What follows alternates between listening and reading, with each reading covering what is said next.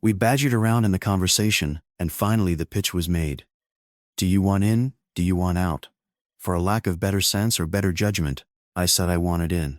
The only thing that kept bothering me at this particular time was Ed and Tom Reisner, especially those two, kept talking about you can trust me, we aren't gonna bump each other off as soon as we get the gold like a bunch of mafia hoodlums.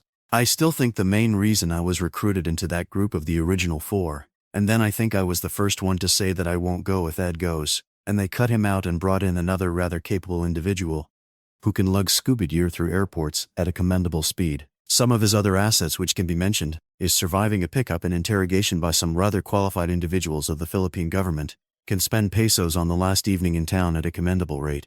Anyway, the main reason that they wanted me in was if there was gold there. After initial recon they knew by checking it out that I had the contacts in Southeast Asia to get rid of the gold. They also knew that another member who Robert K. trusted very much. Between the two of them they could launder it in Rhodesia, and we will get into the thumbnail sketch of how we were going to do it.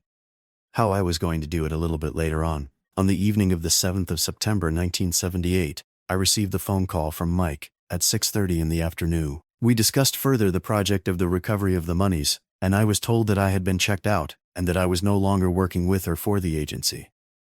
Somebody did check me out at that time. They found out 2 things that they couldn't have obtained without a rather detailed check or having access into the CIA master files.